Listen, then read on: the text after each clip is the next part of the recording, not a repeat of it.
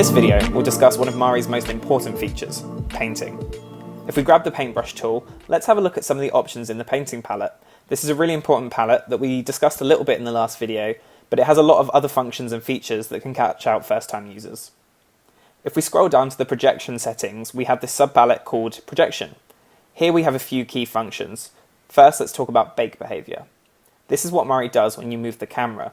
By default, it is set to auto bake and clear. This means that when I move around my scene, Mari will take anything that's on the buffer, paint it down into my current channel, and then clear the buffer.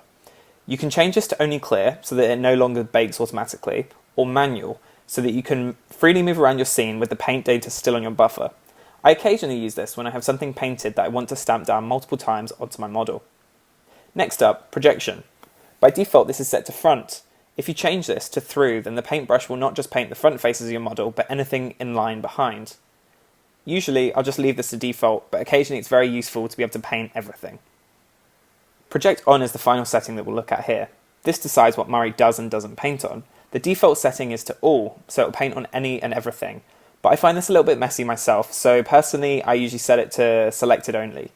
Then I can use the selection tool to pick whichever bit of the model I want to focus on before painting, making sure I get no excess paint in areas that I don't want it. If you have paint on your model, you may assume the eraser tool would be the way to remove it from your layer. Unlike other programs, that's not quite how Mari works. The eraser tool will only remove paint still on your paint buffer that has not yet been baked down. If we want to remove baked down paint from a layer, then you have to go up to the toolbar at the top to the option box where it says mode. This means blend mode. By default, we have it set to normal. If you click down, you'll see an assortment of blend modes that you found when you were working with layers. If you change it to clear here, then any brush stroke you now do will remove paint rather than add it, including the strokes already on your paint buffer before changing the mode. When you're ready to paint again, just make sure you hop back to the normal blend mode. That can really catch people out. Finally, let's talk brushes. So far I've been using the default brush, but if we head over to our shelf palette, we have some presets with different settings.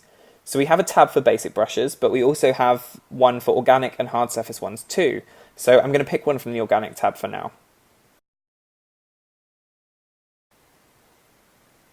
When painting, you can see the difference it makes already.